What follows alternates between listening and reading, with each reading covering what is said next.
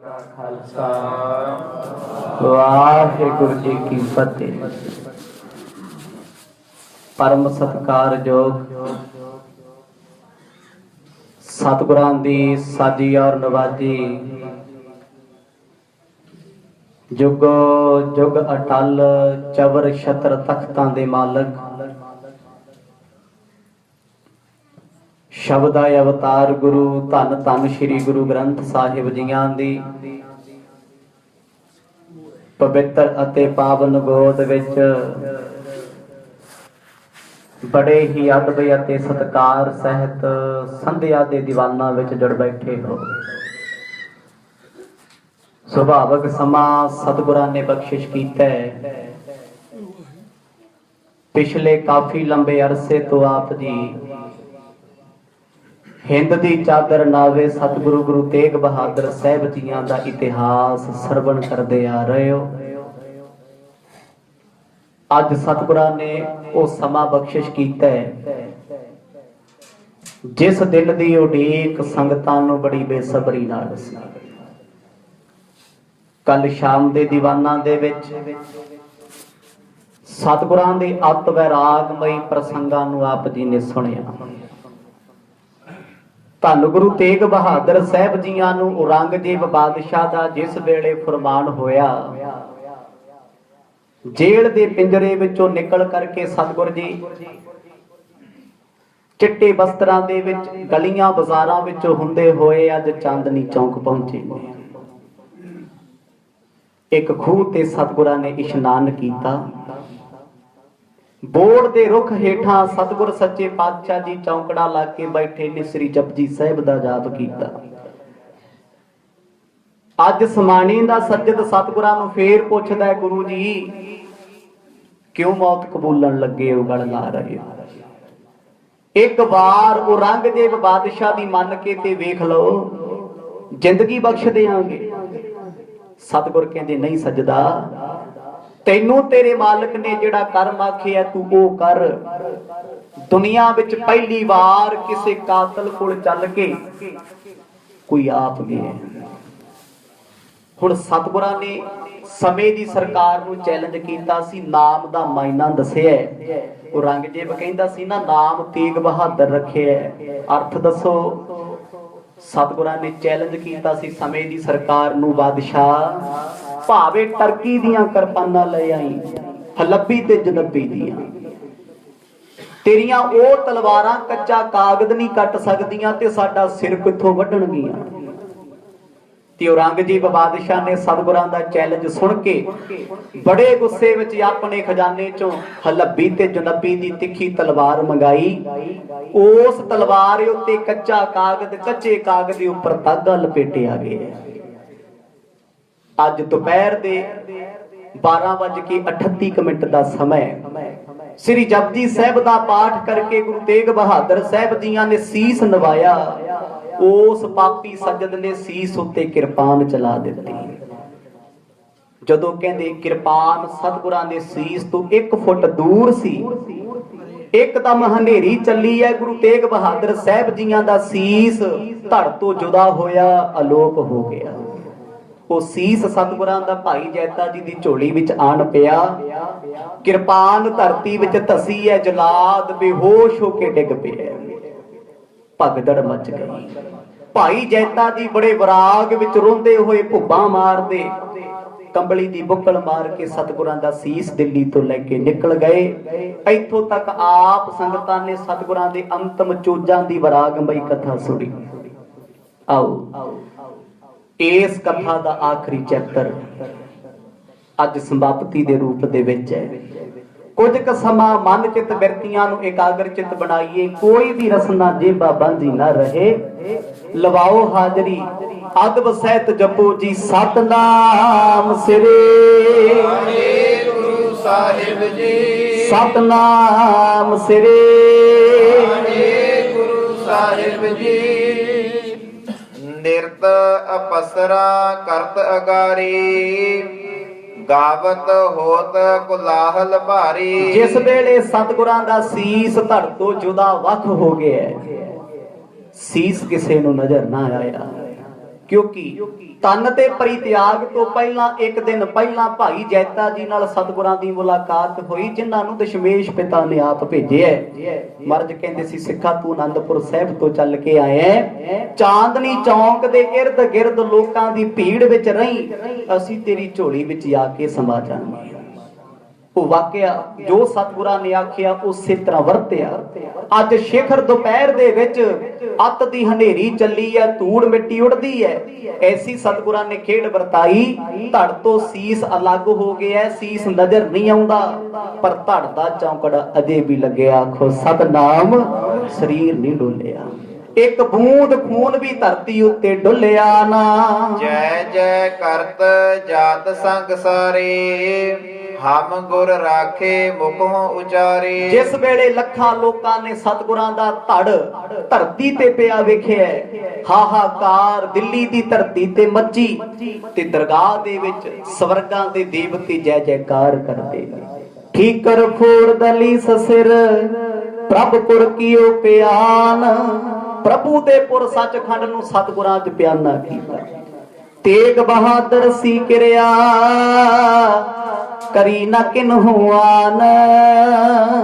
ਗੁਰੂ ਤੇਗ ਬਹਾਦਰ ਸਾਹਿਬ ਵਰਗੀ ਕਿਰਿਆ, ਐਸੀ ਕਰਾਮਾਤ ਅੱਜ ਤੱਕ ਜ਼ਮਾਨੇ 'ਚ ਨਾ ਕਿਸੇ ਨੇ ਕੀਤੀ ਤੇ ਨਾ ਕੋਈ ਕਰ ਸਕਦਾ। ਜਦੋਂ ਸਤਿਗੁਰਾਂ ਨੇ ਤਨ ਦਾ ਪਰਿਤਿਆਗ ਕੀਤਾ, ਕੀ ਹੋਇਆ? ਸ਼ਾਇਰ ਲਿਖਦਾ ਰੁੰਦਾ, ਤੇਗ ਬਹਾਦਰ ਕੇ ਚਲਤ ਭਇਓ ਜਗਤ ਕੋ ਸੋਕ। ਗੁਰੂ ਤੇਗ ਬਹਾਦਰ ਸਾਹਿਬ ਜੀ ਦੇ ਤਨ ਦਾ ਸਦੀਵੀ ਵਿਛੋੜਾ ਚੱਲ ਕੇ ਮੁਸਲਮਾਨ ਕੀ, ਹਿੰਦੂ ਕੀ, ਸਿੱਖ ਕੀ, ਸਭ ਧਾਹਾਂ ਮਾਰ ਕੇ ਰੋਏ। ਹੈ ਸਭ ਜਗ ਭਇਓ ਜੈ ਜੈ ਜੈ ਸੁਰਲੋਕ। ਧਰਤੀ ਤੇ ਹਾਹਾਕਾਰ ਮਚਿਆ, ਉਧਰ ਸਵਰਗਾਂ ਦੇ ਦੇਵਤੇ ਧੰਨ ਗੁਰੂ ਤੇਗ ਬਹਾਦਰ ਸਾਹਿਬ ਜੀ ਦਾ ਅਹਿਸਾਨ ਆਪਣੇ ਤੇ ਜਾਣ ਕੇ ਵਿਮਾਨ ਵਿੱਚ ਲੈਣ ਆਏ ਨੇ।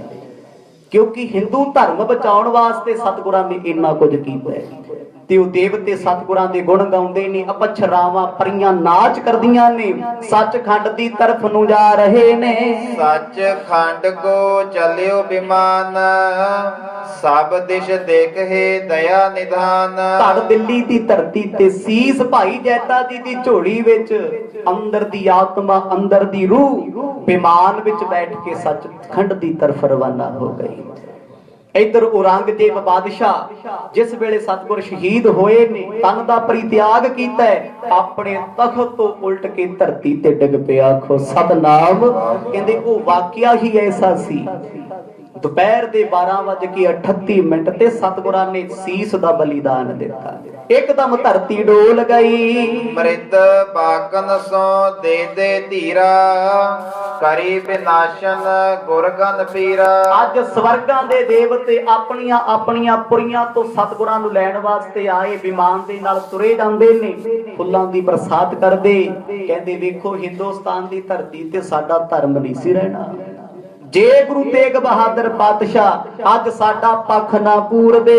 ਰਹੋ ਨਚਿੰਤ ਤੁਰਕ ਜਰ ਗਈ, ਰਾਜ ਤੇਜ ਦਿਨ ਪ੍ਰਤ ਬਿਨਸਈ। ਦਿੱਲੀ ਦੀ ਧਰਤੀ ਤੇ ਅੱਜ ਹਰ ਮੁਸਲਮਾਨ, ਹਰ ਸਿੱਖ, ਹਰ ਹਿੰਦੂ ਇਹ ਗੱਲ ਕਹਿੰਦਾ ਏ, ਔਰੰਗਜ਼ੇਬ ਬਾਦਸ਼ਾਹ ਦੀ ਅੱਜ ਜੜ ਵੱਢੀ ਗਈ।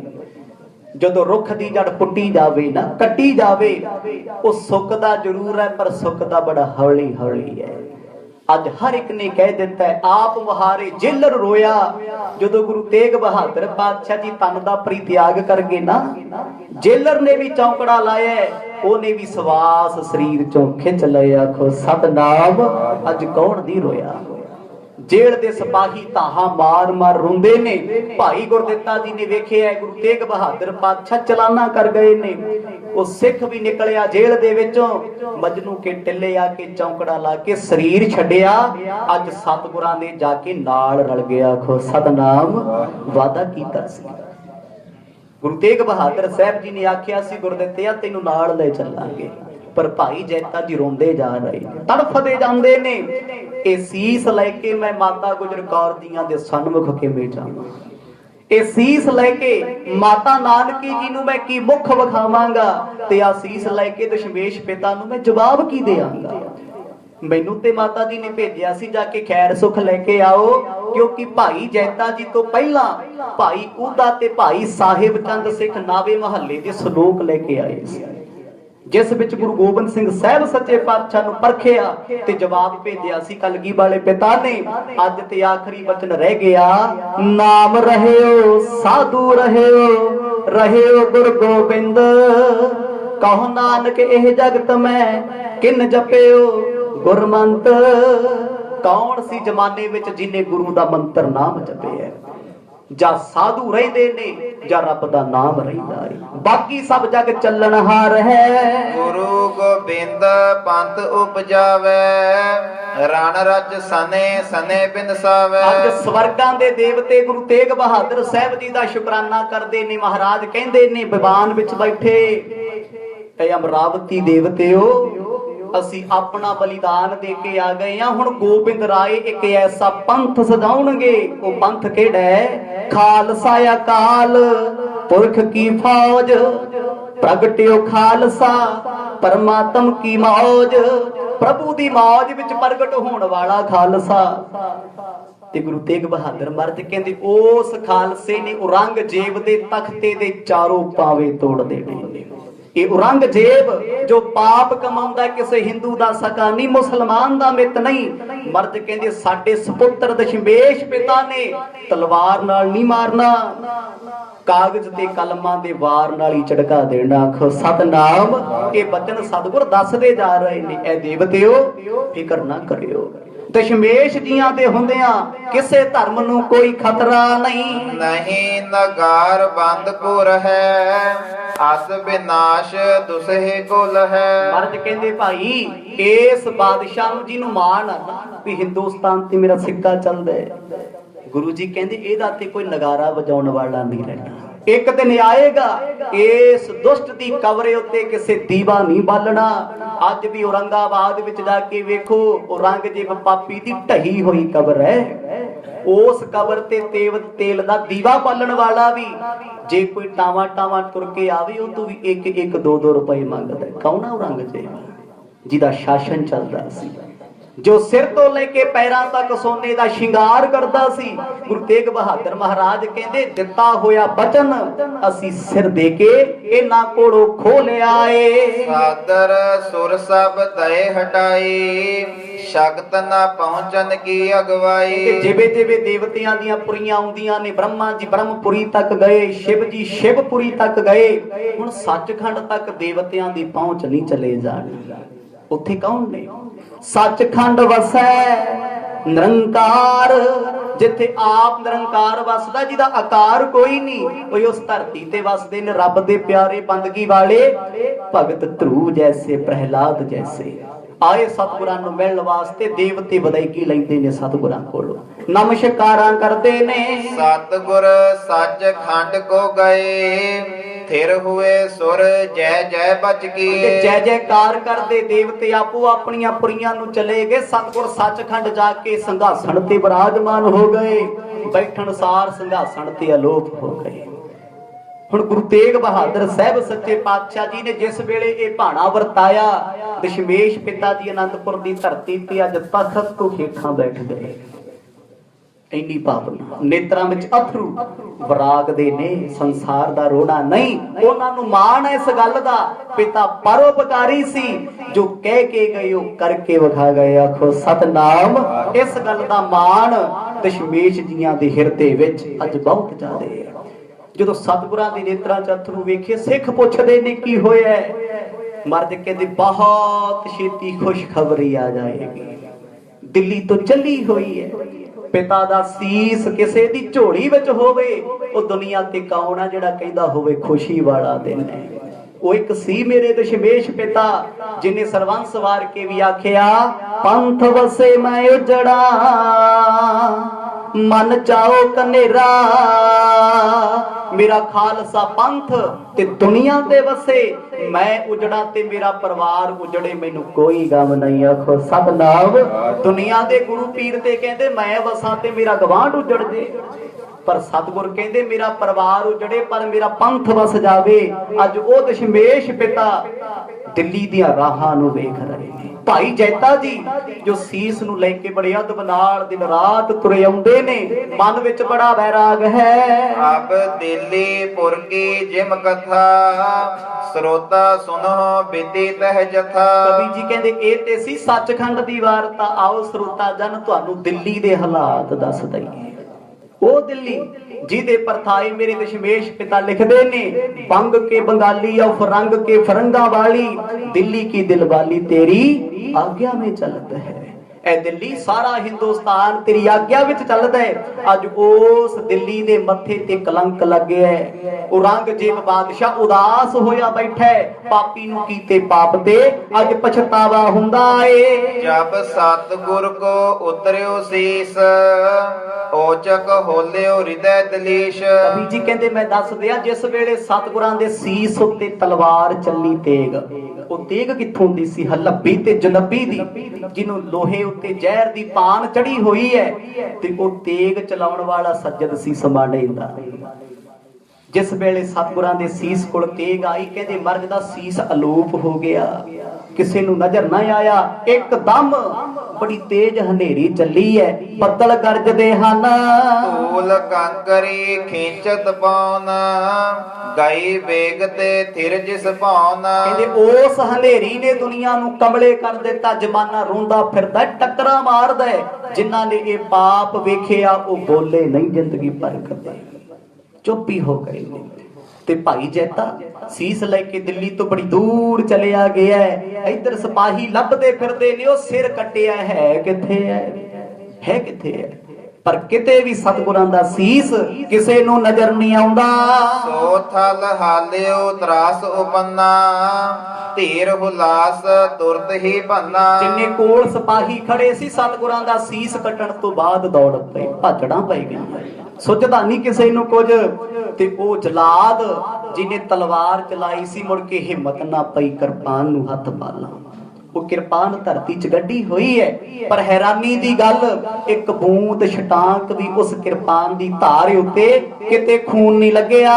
ਮਤ ਬਿਸਮਤ ਦੇਖਤ ਚੌਕੋਦ, ਤਤ ਛਿਨ ਹਨਿਓ ਬਿਨੋਦ ਪ੍ਰਮੋਦ। ਕਹਿੰਦੇ ਉਸੇ ਵੇਲੇ ਕਾਜੀ ਭੱਜੇ ਆਏ। ਕਾਜੀ ਹੁੰਦੇ ਨੇ ਜੱਜ, ਜਦੋਂ ਕਿਸੇ ਨੂੰ ਫਾਂਸੀ ਲਾਇਆ ਜਾਂਦਾ ਹੈ, ਜੱਜ ਕੋਲ ਖੜਾ ਇਸ਼ਾਰਾ ਕਰਦਾ, ਸੁੱਟ ਦਿਓ ਹੈਂਡਲ। ਉਹਦੇ ਪਾਸ ਡਾਕਟਰ ਖੜੇ ਨੇ, ਤੇ ਅੱਜ ਕਹਿੰਦੇ ਭੱਜ ਕੇ ਵੈਦ ਹਕੀਮ ਸਤਿਗੁਰਾਂ ਦੇ ਸਰੀਰ ਕੋਲ ਆਏ।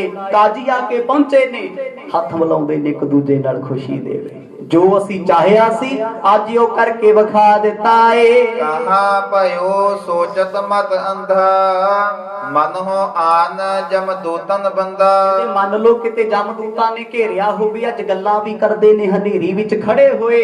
ਇਹ ਹਨੇਰੀ ਚਾਰ ਚਫੇਰੇ ਤੋਂ ਘੁੰਮ ਆ ਰਹੀ ਹੈ, ਸਮਝ ਕੁਝ ਨਹੀਂ ਆਉਂਦਾ। ਇੱਥੇ ਫਿਕਰ ਪੈ ਗਿਆ ਕਾਜ਼ੀਆਂ ਨੂੰ, ਮੁੱਲਿਆਂ ਨੂੰ, ਕੋਈ ਸਿੱਖ ਸੀਸ ਚੁੱਕ ਕੇ ਨਾ ਲੈ ਜੇ, ਕਿਉਂਕਿ ਬਾਦਸ਼ਾਹ ਦੀ ਕਚਹਿਰੀ ਵਿੱਚ ਥਾਲ ਵਿੱਚ ਸੀਸ ਰੱਖ ਕੇ ਲੈ ਕੇ ਜਾਣਾ ਤਾਂ ਸਾਬਤ ਹੋਏਗਾ ਵੀ ਗੁਰੂ ਨੂੰ ਝਟਕਾ ਦਿੱਤਾ ਹੈ, ਤਾਂ ਪਤਾ ਲੱਗਣਾ ਸਿੱਖਾਂ ਦਾ ਗੁਰੂ ਮਾਰਿਆ ਗਿਆ। ਇਹ ਵੀ ਤੇ ਹੋ ਸਕਦਾ ਹੈ ਧੜ ਕਿਸੇ ਹੋਰ ਦਾ ਹੋਵੇ, ਜੇ ਸੀਸ ਗੁੰਮ ਹੋ ਗਿਆ ਕਿਤੇ ਗੁਰੂ ਸਾਹਿਬ ਨੂੰ ਜੇਲ੍ਹ ਚੋਂ ਨਾ ਕੱਢਿਆ ਗਿਆ ਹੋਵੇ। ਇਸ ਚੀਜ਼ ਦਾ ਫਿਕਰ ਅੱਜ ਕਾਜ਼ੀਆਂ ਮੁੱਲਿਆਂ ਨੂੰ ਪੈ ਗਿਆ। ਉਹ ਸਿਰ ਲੱਭਦੇ ਫਿਰਦੇ ਨੇ, ਜਦੋਂ ਕਿਤੇ ਵੀ ਨਜ਼ਰ ਨਾ ਆਇਆ ਉਹਨਾਂ ਇਨਾਮ ਰੱਖਿਆ। ਕਹਿੰਦੇ ਸਿਰ ਲੱਭਣ ਵਾਲੇ ਨੂੰ 5000 ਦਾ ਇਨਾਮ ਮਿਲੇਗਾ। ਉਸਤਨ ਪਰ ਜੇ ਬਾਬੋ ਫੇਰੈ, ਫੇਰ ਫੇਰ ਦਰ ਕੀ ਦਿਸ਼ ਹੀਰੈ। ਕਹਿੰਦੇ ਉਧਰ ਔਰੰਗਜ਼ੇਬ ਬਾਦਸ਼ਾਹ ਤਖਤ ਤੋਂ ਜਦੋਂ ਡਿੱਗਿਆ, ਜਦੋਂ ਸੀਸ ਕੱਟਿਆ 12:38 ਮਿੰਟ ਲੋਕਾਂ ਨੇ ਉਠਾਇਆ, ਵਜ਼ੀਰ ਚੁੱਕਦੇ ਨੇ, ਬਾਰ-ਬਾਰ ਬੁੱਲਾਂ ਦੇ ਉੱਤੇ ਉਹ ਆਪਣੀ ਜੀਭ ਫੇਰਦਾ, ਪਾਣੀ ਪਾਣੀ ਪਾਣੀ ਪੁਕਾਰਦਾ। ਤੇ ਅੱਜ ਵੈਦ ਕੋਲ ਫੜ ਕੇ ਨਬਜਾਂ ਫੜਦੇ ਨੇ, ਕਹਿੰਦੇ ਬਾਦਸ਼ਾਹ ਜੀ ਕੀ ਹੋਇਆ? ਕਹਿੰਦਾ ਸਮਝ ਨਹੀਂ ਆਉਂਦੀ, ਮੇਰਾ ਸਰੀਰ ਕੰਬਦਾ ਹੈ, ਇਹ ਤਾਂ ਲੱਗਦਾ ਜਿਵੇਂ ਮੌਤ ਆ ਗਈ ਹੈ। ਇਤਨੇ ਮਹਿ ਉਮਰਾਵ ਸੋ ਆਏ, ਸੈਯਦ ਨਾਗੀ ਤੇਗ ਉਠਾਏ। ਹੁਣ ਕਾਜੀ ਆ ਕੇ ਸੱਜਦ ਨੂੰ ਉਠਾਉਂਦੇ ਨੇ, ਜਿਹਨੇ ਕਿਰਪਾਨ ਚੁੱਕੀ ਹੈ, ਉਹਨੂੰ ਜਗਾਇਆ, ਹੋਸ਼ ਵਿੱਚ ਲਿਆਂਦਾ। ਪੁੱਛਦੇ ਨੇ, ਕਹਿੰਦੇ ਤੂੰ ਸਿਰ ਵੱਢਿਆ ਤੇ ਸਿਰ ਹੈ ਕਿੱਥੇ? ਕਹਿੰਦਾ ਜੀ ਤੁਸੀਂ ਗਾਉੜੋ।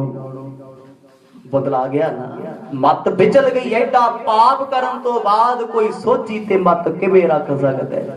ਉਸ ਸੱਜਦ ਨੂੰ ਬੜੇ ਪਿਆਰ ਨਾਲ ਸਮਝਾਇਆ, ਕਹਿੰਦੇ ਸੀਸ ਲੱਭ ਕਿੱਥੇ ਹੈ? ਕਹਿੰਦਾ ਜੀ ਮੈਂ ਸਿਰ ਨਹੀਂ ਕੱਟਿਆ, ਮੇਰੇ ਤੋਂ ਕੱਟ ਨਹੀਂ ਹੋਇਆ। ਸੰਗ ਮੁਲਾਨੇ ਅਚਰਜ ਧਾਰਤ, ਕਿਤਿਕ ਪਰਸ ਪਰ ਬਾਤ ਉਚਾਰਤ। ਜਦੋਂ ਸੱਜਦ ਦੀ ਗੱਲ ਸੁਣੀ ਹੈਰਾਨੀ ਤੇ ਹੁੰਦੀ। ਸਿਰ ਵੱਢਣ ਵਾਲਾ ਕਹਿੰਦਾ ਮੈਂ ਸਿਰ ਵੱਢ ਨਹੀਂ ਸਕਿਆ। ਕਹਿੰਦੇ ਕਿਉਂ? ਕਹਿੰਦਾ ਜੀ ਜਿਸ ਵੇਲੇ ਮੈਂ ਤਲਵਾਰ ਦਾ ਵਾਰ ਤੇਗ ਦਾ ਕੀਤਾ, 1 ਫੁੱਟ ਪਹਿਲਾਂ ਹੀ ਸਿਰ ਦਿਖਣੋਂ ਹਟ ਗਿਆ ਜਦੋਂ ਕਿਰਪਾਨ ਨੇੜੇ ਗਈ। ਉਸ ਤੋਂ ਬਾਅਦ ਬੜੀ ਜ਼ੋਰ ਦੀ ਇਹ ਕਿਰਪਾਨ ਧਰਤੀ ਵਿੱਚ ਜਾ ਕੇ ਧਸ ਗਈ। ਅਬ ਰੰਗ ਕੋ ਸਲਾਮ ਕਰ ਖਰੇ, ਦੇਖ ਸਭਿਨ ਕੋ ਬੂਜਨ ਕਰੇ। ਕਹਿੰਦੇ ਉਸੇ ਵੇਲੇ ਫੌਰਨ ਉਸੇ ਥਾਂ ਤੇ ਉਹ ਰੰਗਜੀਤ ਬਾਦਸ਼ਾਹ ਨੂੰ ਸੱਦਾ ਦਿੱਤਾ ਗਿਆ। ਗੱਲ ਬੇਬਸ ਹੋ ਗਈ ਹੈ, ਸੀਸ ਕਿੱਥੇ ਹੈ? ਰੌਲਾ ਪਿਆ। ਸਮੇਂ ਦੀ ਸਰਕਾਰ, ਸਮੇਂ ਦੀ ਇੰਟੈਲੀਜੈਂਸੀ, ਫੌਜਾਂ, ਅੱਜ ਸਾਰਾ ਪ੍ਰਸ਼ਾਸਨ ਫੇਲ ਹੋ ਗਿਆ, ਪਤਾ ਹੀ ਨਹੀਂ ਲੱਗਿਆ ਸਿਰ ਕਿੱਥੇ ਹੈ। ਉਹ ਰੰਗਜੀਤ ਬਾਪ ਆਇਆ, ਸੱਜਦ ਨੂੰ ਪੁੱਛਦਾ ਹੌਸਲਾ ਦੇ ਕੇ, ਸੱਚ ਦੱਸ ਜਦੋਂ ਤੂੰ ਸਤਿਗੁਰਾਂ ਦਾ ਸੀਸ ਕੱਟਿਆ ਕਿਸ ਪਾਸੇ ਡਿੱਗਿਆ ਏ? ਕਹਾਂ ਕਰੀ ਅਰ ਕਹਾਂ ਨਿਹਾਰੀ, ਤਹਿ ਕਿਮ ਭਈ ਵਾਰਤਾ ਸਾਰੀ। ਕੀ ਹੋਇਆ ਸੀ? ਕਿਵੇਂ ਕੱਟਿਆ ਗਿਆ? ਕੀ ਸਤਿਗੁਰਾਂ ਦੀ ਚੀਕ ਨਿਕਲੀ ਕਿ ਨਹੀਂ ਨਿਕਲੀ? ਉਹ ਕਿੰਨਾ ਕੁ ਤੜਫੇ ਸੀ? ਜਦੋਂ ਸੱਜਦ ਨੂੰ ਸਾਰਾ ਕੁਝ ਪੁੱਛਿਆ ਜਾ ਰਿਹਾ, ਕਾਗਜ਼ਾਂ ਤੇ ਲਿਖਿਆ ਜਾਂਦਾ ਹੈ, ਉਹ ਕਹਿੰਦਾ ਬਾਦਸ਼ਾਹ ਜੀ ਸੱਚ ਦੱਸਾਂ, ਗੁਰੂ ਤੇਗ ਬਹਾਦਰ ਸੱਚਮੁੱਚ ਤੇਗ ਦੇ ਤਲੀ ਸੀ। ਮੈਨੂੰ ਲੱਗਦਾ ਮੇਰੀ ਇਹ ਹਲੱਬੀ ਜਨਬੀ ਦੀ ਤਿੱਖੀ ਤਲਵਾਰ ਉਹਨਾਂ ਦਾ ਸਿਰ ਨਹੀਂ ਕੱਟ ਸਕਦੀ ਸੀ। ਆਖੋ ਸਤਨਾਮ, ਮੈਂ ਭੁਲੇਖੇ ਵਿੱਚ ਸੀ, ਮੇਰਾ ਭੁਲੇਖਾ ਦੂਰ ਹੋ ਗਿਆ। ਤਬ ਉਮ ਰਾਵਨ ਪ੍ਰੇਰਨ ਕਰਿਓ, ਸੈਯਦ ਸਰਬ ਪ੍ਰਤੰਤ ਉਚਰਿਓ। ਉਹ ਸੱਜਦ ਨੂੰ ਆਖਿਆ ਤੂੰ ਕਿਰਪਾਨ ਤੇ ਚੁੱਕ। ਉਹ ਡਰਦਾ ਕੰਬਦਾ ਕਿਰਪਾਨ ਨੂੰ ਹੱਥ ਨਹੀਂ ਲਾਉਂਦਾ। ਹੌਸਲੇ ਦਲਾਸੇ ਦੇ ਕੇ ਉਹ ਤੋਂ ਕਿਰਪਾਨ ਚੁਕਾਈ। ਕਿਰਪਾਨ ਹੱਥ ਵਿੱਚ ਫੜੀ ਹੋਈ ਵੀ ਕੰਬਦੀ ਹੈ। ਸੋ ਡਰੇ ਜੇ ਪਾਪ ਕਮਾਵਦਾ। ਡਰਦੇ ਮਨ ਵਿੱਚ ਬਹੁਤ ਸੀ। ਹੁਣ ਮਨ ਵਿੱਚ ਪਛਤਾਵਾ ਹੋਇਆ, ਦੁਨੀਆ 'ਚ ਜਿਹੜਾ ਪਾਪ ਕੋਈ ਨਹੀਂ ਸੀ ਕਰਦਾ, ਮਨਾ ਤੂੰ ਕਿਉਂ ਕਰ ਲਿਆ? ਤੇ ਉਹ ਕਿਰਪਾਨ ਕਹਿੰਦੇ ਬਿਲਕੁਲ ਸਾਫ਼ ਪਈ ਹੈ, ਬਿਲਕੁਲ ਸਾਫ਼। ਉਹ ਰੰਗਜੀਤ ਕਹਿੰਦਾ ਮੈਨੂੰ ਗੱਲ ਸਮਝ ਨਹੀਂ ਆਉਂਦੀ, ਜ਼ਿੰਦਗੀ 'ਚ ਪਹਿਲੀ ਵਾਰ ਹੋਇਆ ਮੈਂ ਕਿਸੇ ਫਕੀਰ ਦਾ ਕਤਲ ਕੀਤਾ ਤੇ ਕਿਰਪਾਨ ਨੂੰ ਖੂਨ ਤੱਕ ਨਹੀਂ ਲੱਗਿਆ। ਇਸ ਗੱਲ ਦਾ ਮੈਨੂੰ ਜਵਾਬ ਦੇ ਦਿਓ। ਹੁਕਮ ਆਪ ਕੋ ਜਬ ਲੈ ਗਏ, ਫਿਰੇ ਪਿੰਜਰੇ ਹੈਰਤ ਭਏ। ਜਦੋਂ ਕਹਿੰਦੇ ਇਹ ਘਟਨਾ ਸਮਝ ਤੋਂ ਬਾਹਰ ਹੋ ਗਈ, ਅਲੌਕਿਕ ਕੁਦਰਤ ਦਾ ਕ੍ਰਿਸ਼ਮਾ ਵਰਤਿਆ। ਤੇ ਫੇਰ ਉਹ ਸੱਜਦ ਨੂੰ ਪੁੱਛਿਆ ਜਾਂਦਾ ਵੀ ਜਦੋਂ ਜੇਲ੍ਹ ਵਿੱਚ ਤੂੰ ਗਿਆ ਸੀ, ਸੱਚ ਦੱਸ ਕਿਤੇ ਜੇਲਰ ਨੇ ਸਤਿਗੁਰਾਂ ਨੂੰ ਭੇਜ ਤਾਂ ਨਹੀਂ ਦਿੱਤਾ? ਕਿਤੇ ਐਸਾ ਨਾ ਹੋਵੇ ਕਿਸੇ ਹੋਰ ਕੈਦੀ ਦਾ ਸਿਰ ਕੱਟ ਕੇ ਲੁਕੋਤਾ ਹੋਵੇ ਤੇ ਸਤਿਗੁਰਾਂ ਨੂੰ ਫਾਰਗ ਕਰਤਾ ਹੋਵੇ ਇੱਥੋਂ। ਉਹ ਕਹਿੰਦਾ ਨਹੀਂ ਜੀ, ਐਸਾ ਨਹੀਂ ਹੋਇਆ। ਮੈਂ ਸਤਿਗੁਰਾਂ ਨੂੰ ਆਪ ਪਿੰਜਰੇ ਚੋਂ ਕੱਢ ਕੇ ਲੈ ਕੇ ਆਇਆ।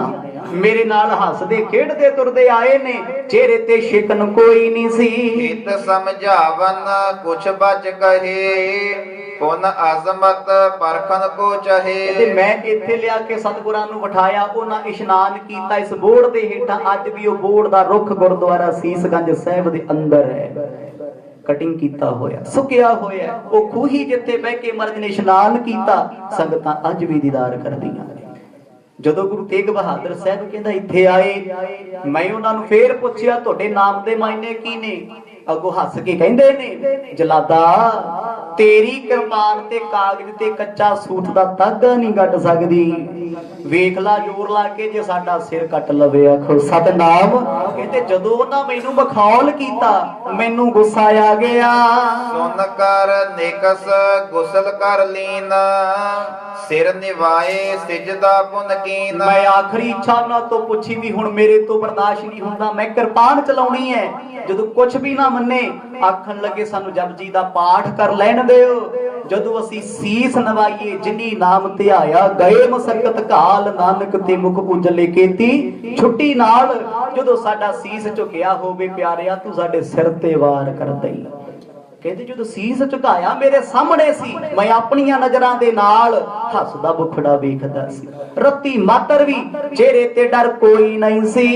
ਤਬ ਨਿਜ ਬਲ ਤੇ ਤੇਗ ਚਲਾਈ, ਨਹਿ ਗਰੀਵਾ ਮਹਿ ਲਗਬੇ ਪਾਈ। ਸਤਿਗੁਰਾਂ ਦੇ ਸੀਸ ਉੱਤੇ ਗਰਦਨ ਤੇ ਮੇਰੀ ਕਿਰਪਾਨ ਨੇ ਵਾਰ ਨਹੀਂ ਕੀਤਾ। ਜੇ ਇਹ ਕਿਰਪਾਨ ਟੱਚ ਕਰਦੀ, ਸ਼ੋਅ ਪ੍ਰਾਪਤ ਕਰਦੀ, ਮੈਨੂੰ ਝਟਕਾ ਲੱਗਦਾ। ਪਰ ਕਿਰਪਾਨ ਦਾ ਵਾਰ ਖਾਲੀ ਸੀ।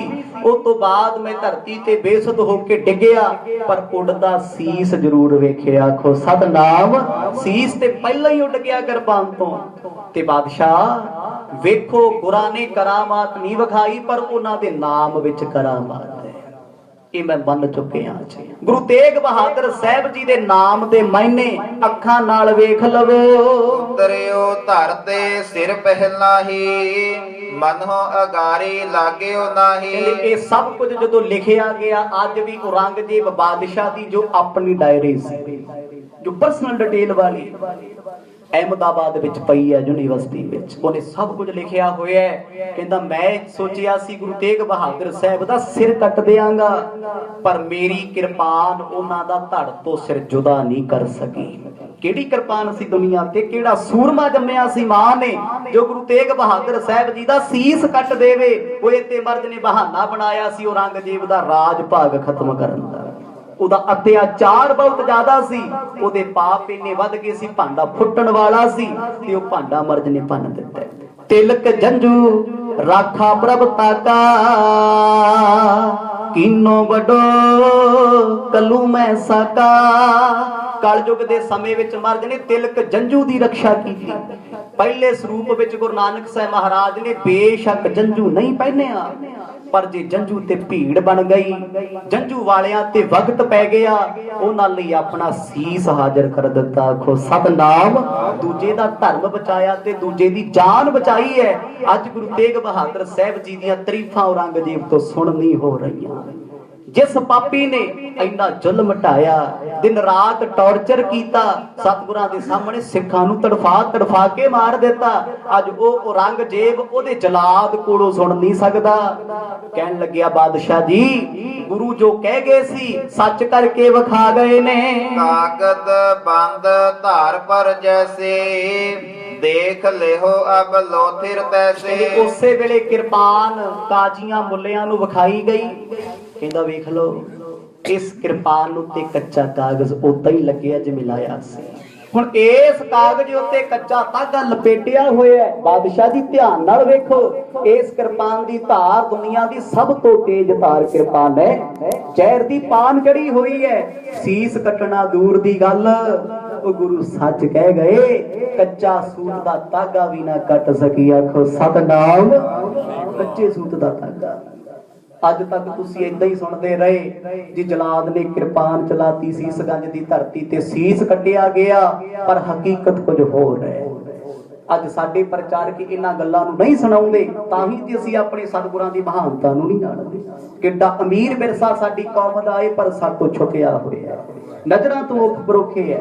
ਗੁਰੂ ਤੇਗ ਬਹਾਦਰ ਸਾਹਿਬ ਜੀਆਂ ਦੇ ਜਾਣ ਤੋਂ ਬਾਅਦ ਉਹ ਜਲਾਦ ਬਹੁਤੀ ਚਿਰ ਜਿਉਂਦਾ ਰਿਹਾ ਨਹੀਂ। ਆਖੋ ਸਤਨਾਮ। ਇਸ ਗਮ 'ਚ ਹੀ ਮਰ ਗਿਆ, ਮੈਂ ਪਾਪ ਕਰ ਲਿਆ। ਤੇ ਸਾਰੀ ਦਿੱਲੀ ਵਿੱਚ ਹਾਹਾਕਾਰ ਮਚਿਆ ਏ। ਕੱਟਿਓ ਨਾ ਰੰਜਕ, ਟੁੱਟਿਓ ਨਾ ਤਾਗਾ, ਪ੍ਰਥਮ ਸਮਾਨ ਤੇਗ ਸੋ ਲਾਗਾ। ਵੇਖ ਕੇ ਸਾਰੇ ਹੈਰਾਨ ਅਚਰਜ ਹੋ ਗਏ। ਅੱਜ ਤੇ ਮੁੱਲਿਆਂ ਨੂੰ ਪਛਤਾਵਾ ਹੁੰਦਾ ਏ, ਅਸੀਂ ਗੁਰੂ ਨਾਨਕ ਦੇ ਘਰ ਨਾਲ ਮੱਥਾ ਲਾ ਲਿਆ, ਕਿੱਡਾ ਕਹਿਰ ਕਮਾ ਲਿਆ। ਸੱਚ ਗੱਲ ਹੈ, ਤਾਗਾ ਵੀ ਨਹੀਂ ਕੱਟਿਆ, ਕਾਗਜ਼ ਵੀ ਨਹੀਂ ਕੱਟਿਆ। ਕਹਿੰਦੇ ਉਸ ਤਾਗੇ ਤੇ ਕਾਗਜ਼ ਨੂੰ ਲਾ ਕੇ ਵੇਖਿਆ, ਤਲਵਾਰ ਦੀ ਧਾਰ ਵੇਖ ਨਹੀਂ ਹੁੰਦੀ, ਇੰਨੀ ਤਿੱਖੀ ਹੈ। ਪਰ ਉਸ ਕਿਰਪਾਨ ਨੇ ਜ਼ਿੰਦਗੀ 'ਚ ਅਜੇ ਤੱਕ ਕੱਟਿਆ ਹੀ ਕੁਛ ਨਹੀਂ। ਉਹ ਜਿਉਂ ਦੀ ਤਿਉਂ ਜਿਵੇਂ ਬੰਨੀ ਸੀ ਉਸੇ ਤਰ੍ਹਾਂ ਪਈ ਹੈ। ਸਭ ਸੋ ਜੈਸੇ ਪ੍ਰਥਮ ਉਬਾਚਾ, ਕਾਟਿਓ ਨਾ ਕਾਗਦ ਕਰਿਓ ਸੋ ਸੱਚ। ਤੇ ਔਰੰਗਜ਼ੇਬ ਬਾਦਸ਼ਾਹ ਨੇ ਕਿਹਾ, ਜਾਓ ਜੇਲਰ ਕੋਲ ਪਤਾ ਕਰਕੇ ਆਓ ਵੀ ਇਹ ਸੱਚ ਬੋਲਦਾ ਹੈ। ਵੇਖੋ ਸਮਾਂ ਐਸਾ ਆ ਗਿਆ, ਔਰੰਗਜ਼ੇਬ ਇਹ ਨਹੀਂ ਮੰਨਦਾ, ਉਹ ਕਰਾਮਾਤੀ ਨੇ। ਬਹਿਮੀ ਤੇ ਸ਼ੱਕੀ ਸੁਭਾਅ ਦੇ ਬੰਦੇ ਰੱਬ ਨੂੰ ਰੱਬ ਵੀ ਕਦੇ ਮੰਨ ਨਹੀਂ ਸਕਦੇ। ਆਖੋ ਸਤਨਾਮ।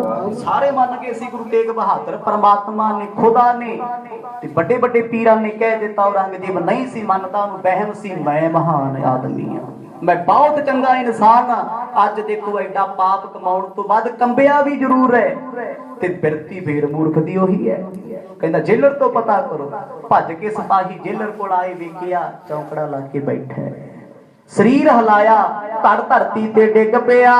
ਲੋਕ ਹਜ਼ਾਰ ਹੋ ਦੂਰ ਕੇ ਨਹੀਂ ਰਹਿ, ਸਗਰੇ ਖਰੇ ਤਿਨਹੋਂ ਦਿਸ਼ ਹੀਰੈ। ਕਹਿੰਦੇ ਅੱਜ ਹਜ਼ਾਰਾਂ ਲੋਕ ਔਰੰਗਜ਼ੇਬ ਦੇ ਸਾਹਮਣੇ ਥੂ ਥੂ ਕਹਿੰਦੇ ਨੇ, ਉਹ ਰੰਗਿਆ ਤੇਰਾ ਕੱਖ ਨਹੀਂ ਰਹਿਣਾ, ਦੁਸ਼ਟਾ ਗਰਕ ਹੋ ਜਾਏਗਾ। ਅੱਜ ਜ਼ਮਾਨਾ ਰੋਇਆ ਪਰ ਕਿਸੇ 'ਚ ਹਿੰਮਤ ਨਹੀਂ ਸੀ, ਕੋਈ ਸਤਿਗੁਰਾਂ ਦਾ ਧੜ ਚੁੱਕ ਲਿਆ। ਤੇ ਔਰੰਗਜ਼ੇਬ ਨੇ ਜਦੋਂ ਲੋਕਾਂ ਦੀਆਂ ਗਾਲਾਂ ਸੁਣੀਆਂ ਨਾ, ਕਦੇ ਕਦੇ ਜਨਤਾ ਵੀ ਲੀਡਰਾਂ ਤੇ ਭਾਰੂ ਪੈ ਜਾਂਦੀ, ਰਾਜੇ ਮਹਾਰਾਜਿਆਂ ਤੇ। ਔਰੰਗਜ਼ੇਬ ਕਹਿੰਦਾ ਵੇਖਦਾ ਕਿਹੜੀ ਮਾਂ ਦਾ ਪੁੱਤ, ਕਿਹੜਾ ਸਿੱਖ ਗੁਰੂ ਦਾ ਧੜ ਚੁੱਕ ਕੇ ਸੰਸਕਾਰ ਕਰੂਗਾ। ਆਖੋ ਸਤਨਾਮ। ਸਮੇਂ ਦੀ ਸਰਕਾਰ ਨੂੰ ਗਾਲਾਂ, ਮੈਨੂੰ ਮੰਦਾ ਚੰਗਾ ਕਹਿੰਦੇ ਹੋ, ਮੈਂ ਨਹੀਂ ਬਰਦਾਸ਼ਤ ਕਰਦਾ। ਉਹਨੇ ਉਸੇ ਵੇਲੇ ਸਿਕਿਉਰਿਟੀ ਲਾ ਦਿੱਤੀ ਚਾਰੇ ਪਾਸੇ। ਕਹਿੰਦਾ 48 ਘੰਟਿਆਂ ਦੇ ਵਿੱਚ ਕੋਈ ਮੈਨੂੰ ਜੇ ਸਿੱਖ ਧਰਤੀ ਤੇ ਹੈ ਧੜ ਚੁੱਕ ਕੇ ਵਿਖਾ ਦੇ। ਅਚਰਜ ਭਇਓ ਸੀਸ ਨਹਿ ਪਾਇਓ, ਵੇਖਿਓ ਨਾ ਕਿਸੋ ਉਠਾਇਓ। ਜਲਾਦ ਨੇ ਵੀ ਮਾਫੀ ਮੰਗ ਲਈ, ਬਾਦਸ਼ਾਹ ਮੇਰੇ ਕੰਮ ਦੀ ਗੱਲ ਨਹੀਂ, ਮੇਰੇ ਤੋਂ ਹੋ ਕੁਝ ਨਹੀਂ ਸਕਦਾ। ਪਰ ਹੈਰਾਨੀ ਇਸ ਗੱਲ ਦੀ ਹੈ ਵੀ ਜੇ ਧੜ ਤੋਂ ਸੀਸ ਕੱਟਿਆ ਗਿਆ ਤੇ ਸੀਸ ਹੈ ਕਿੱਥੇ, ਗਿਆ ਕਿੱਥੇ? ਲੋਕ ਖਿੰਡ ਗਏ ਨੇ, ਹਨੇਰੀ ਘਟੀ ਆ ਥੋੜੀ ਜੀ, ਇੱਕ ਦੂਜੇ ਵੱਲ ਵੇਖਦੇ ਨੇ ਪਰ ਸਮਝ ਹੀ ਨਹੀਂ ਆਉਂਦੀ। ਕਹਿੰਦੇ ਧੜ ਤੇ ਸੀਸ ਉਦੋਂ ਤੱਕ ਦੇਖਿਆ ਜਦੋਂ ਤੱਕ ਕਿਰਪਾਨ ਦਾ ਵਾਰ ਮੋਢੇ ਕੋਲ ਸੀ।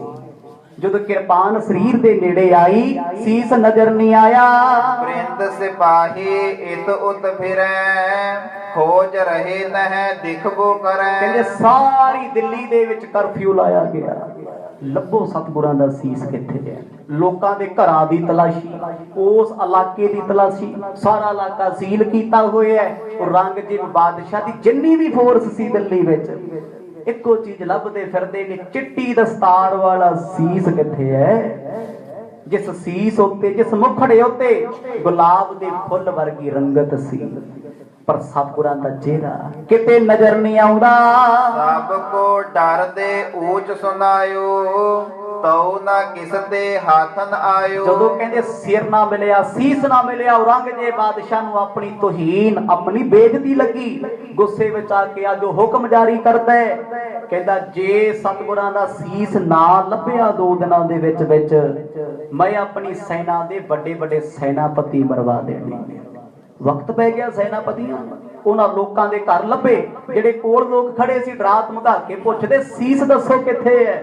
ਲੋਕੀ ਕਹਿੰਦੇ ਅਸੀਂ ਵੇਖਿਆ ਹੀ ਨਹੀਂ, ਸਾਡੇ ਕੋਲੋਂ ਪੁੱਛਦੇ ਕਿਉਂ। ਏਕ ਕੋ ਬਹੁਰ ਬਿਲੋਕਾ, ਸਭ ਕੋ ਗਮਨ ਕਰਨ ਤੇ ਰੋਕਾ। ਤੇ ਦੁਪਹਿਰ ਤੋਂ ਸ਼ਾਮ ਹੋ ਗਈ ਪਰ ਸਤਿਗੁਰਾਂ ਦਾ ਸੀਸ ਲਾਪਤਾ ਹੋਇਆ ਪਿਆ, ਮਿਲਦਾ ਹੀ ਨਹੀਂ ਜੀ ਕਿਸੇ ਨੂੰ। ਅੱਕ ਗਏ, ਦੁਖੀ ਹੋ ਗਏ ਨੇ। ਸਿਪਾਹੀਆਂ ਨੂੰ ਆਪਣੀ ਨੌਕਰੀ ਦਾ ਵਕਤ ਪਿਆ ਤੇ ਜ਼ਮਾਨਾ ਰੋਂਦਾ। ਕਹਿੰਦੇ ਜਿਹੜਾ ਪਾਪ ਦਿੱਲੀ ਦੀ ਧਰਤੀ ਤੇ ਹੋ ਗਿਆ, ਇੱਥੇ ਆਉਣ ਨੂੰ ਚਿੱਤ ਨਹੀਂ ਕਰਦਾ।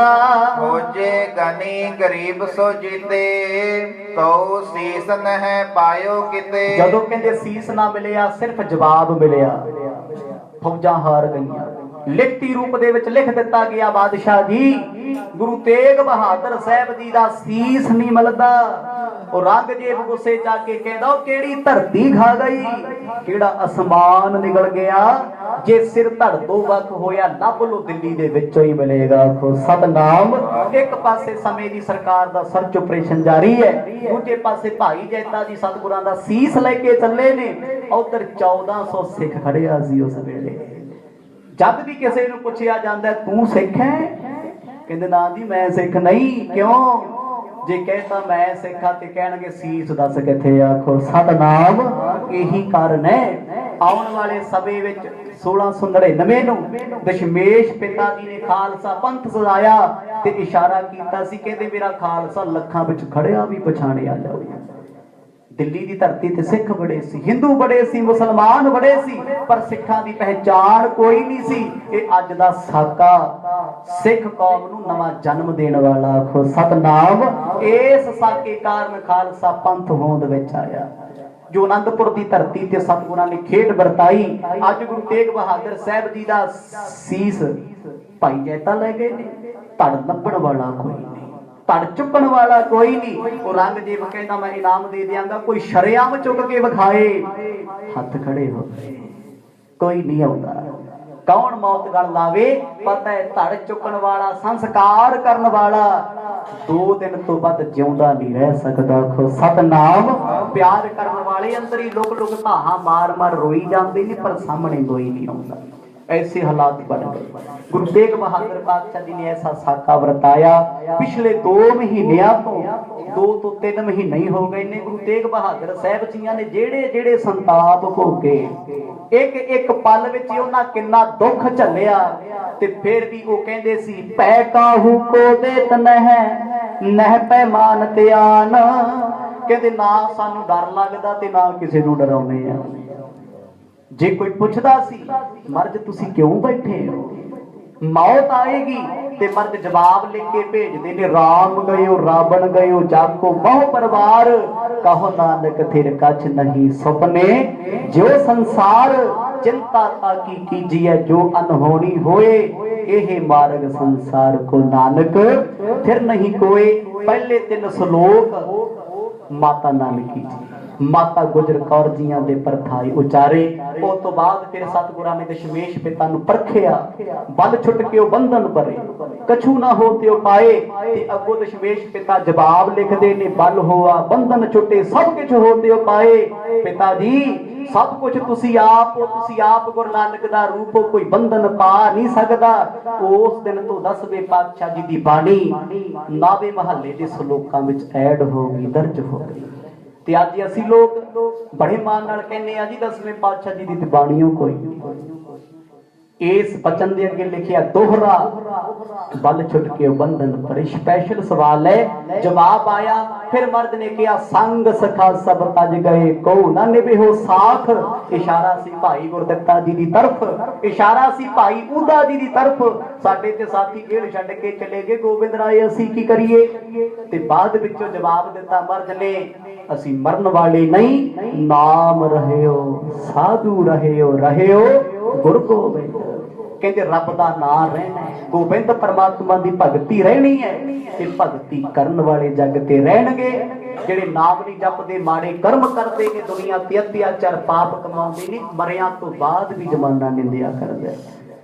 गुरु तेग बहादुर साहब जियां दा अत परोपकारी जीवन अज सारियां संगतां वालों एकत्र होकर संपूर्णता दी अरदास है, क्योंकि सतगुर जी शहादत दा जाम पी चुके ने। हुण इस तो बाद शरीर दा संस्कार होना है। पहले गुरु ने वर्ल्ड दा इतिहास है जिन्हां ते धड़ दा संस्कार दिल्ली विच, सीस दा संस्कार आनंदपुर दी धरती ते। आखो सतनाम। एक समय दो धरतियां नूं भाग लाए, दोनों धरतियां ते संस्कार होया। कितना वड्डा महान इतिहास दर्द भरिया है, ते असीं पढ़ के भी कदे पत्थर रोए, कदे मन बिगड़िया। बड़ा प्यार संगतां विच वेखिया जदों जदों कथा सुणदे सी, पिछले 4-5 दिनां तो नेत्र भरे होए सी।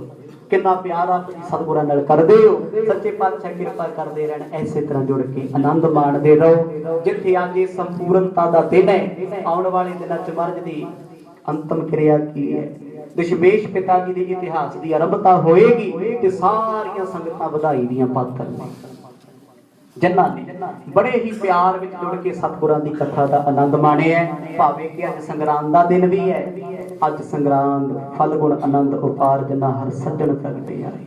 गुरमुखो उस रब दे प्यार दे विच जुड़न वाले हमेशा प्रगट होके रहिंदे ने। जमाना जिन्हां दे छपाई जाए वो कदे छुपदे नहीं। जिथे संगरांद दीयां मुबारकां ने उत्थे सतगुरां दी शहीदी नूं कोट कोट प्रणाम। एक संगत नूं होर बेनती है, अज तो बाद ये समा चेंज है। मौसम के अनुसार कल शाम के दीवान 4:15 की बजाय 4:30 तो 5:30 सजणगे। फिर दोबारा बेनती कल शाम के दीवान 4:30 तो 5:30 होणगे। आओ श्री आनंद साहिब जी के जाप उपरंत अरदास होएगी। महापुरखों ने भी बड़ा उपराला किया। संत बाबा सुरेंद्र सिंह जी बेअंत संगतां प्रबंधक सिख जो एकत्र होके बड़ा प्यार दे विच रोज आनंद माणदे। इस वर्ग है, ये सचखंड है, इस तो वध के आनंद की हो सकता है। तुसीं सारी कथा विच सुनिया है, गुरु तेग बहादुर साहब जी ने एक बार भी नहीं कहा सी दुखी आ, एक बार भी। उस पिंजरे विच बिठाया गया जो धुप विच तपदा, जिहदे विच आसे पासे किल लगे हुए ने। जे सिद्धे हुंदे तां किल चुभदे, जे सिद्धे बैठदे तां चुभदे। उठना बैठना ते दूर दी गल, सौना दूर दी गल। इस अवस्था विच रह के भी वो आनंद विच रहे ने। ते गुरमुखो आनंद ते ऐसा है, भावे ब्याह होवे, किसी दी मौत हो जे,